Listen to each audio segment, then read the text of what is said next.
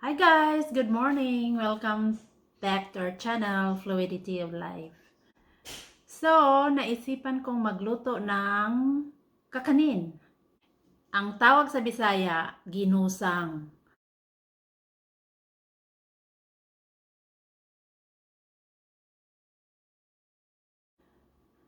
Kaya mga Bisaya dyan, kung alam nyo yung kakanin na ang tawag sa Bisaya ay ginusang, you can leave a comment.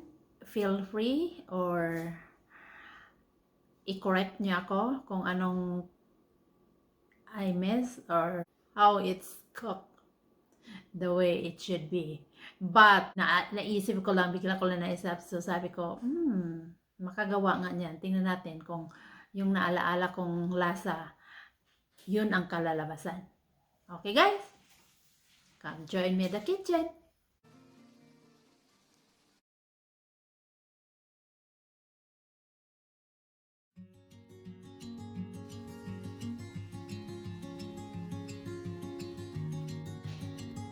Okay, guys, I'm roasting here over the stove 1.5 cup of this corn.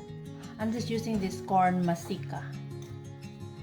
Pero alam ko, natandaan ko sa atin, corn, yung bigas na mais, sinasangag yon.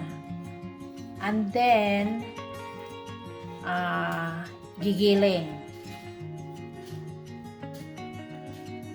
So, I'm thinking this should work. This is already ground corn.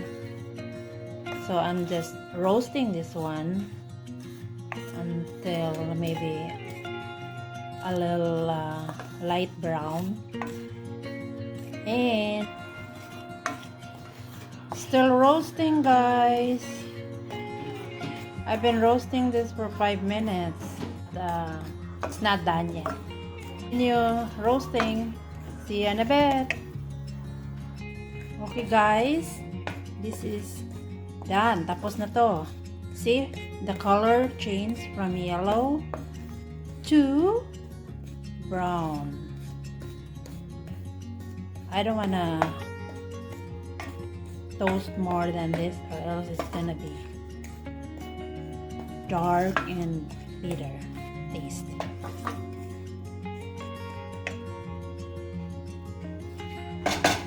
So guys, here gawa tayo ng latek.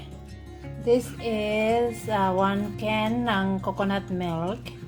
Tapos 1 cup of light brown sugar.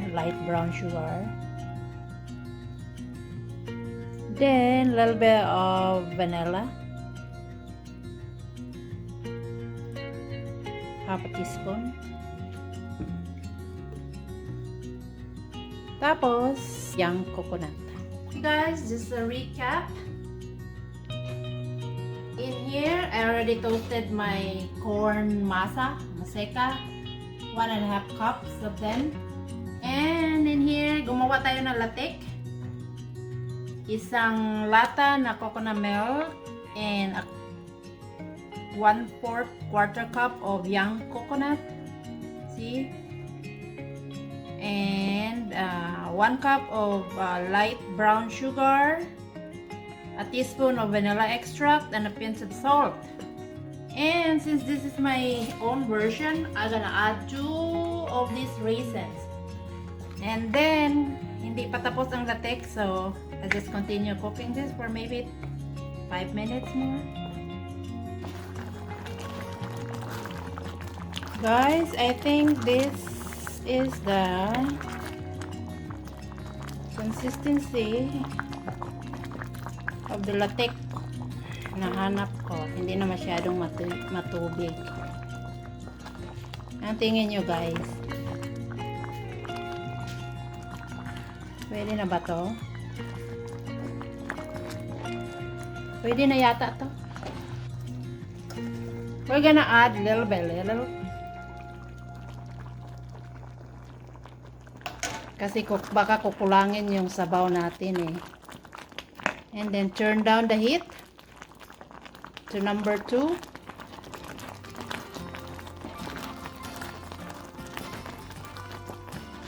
Another scoop.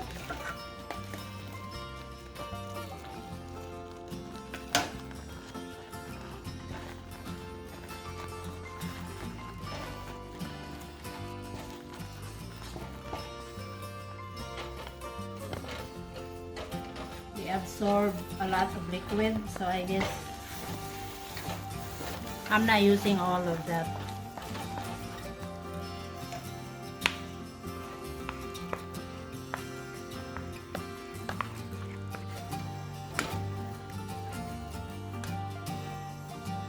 Ayan na guys, ang finished product. Nina. Yeah, it's so yummy. It's super yummy. I like it. Come on now, be honest. Yeah, it's so yummy. Look like tastes like there's a peanut butter here. No. But it's got nutty flavor because of the corn flour and I roasted it. That's why it tastes like there's peanut butter. Yeah, It's the nutty flavor. And there's coconut also. Yeah, young This coconut. is young coconut. Yeah. Mm. Oh, I'm glad it turned out okay. I like it too. At saka hindi nga siya ginaganyan yung baybay, ginaganyan. Pinupod, pinukumos. Yeah. Supposedly it's like that, but I don't wanna do it. I just put it there. Okay, I'm glad Yummy. my friend her likes my recipe. Yeah, nice with the coffee. Yeah, perfect with the coffee, 3 in 1. Thanks for the coffee, Nina. Okay, guys.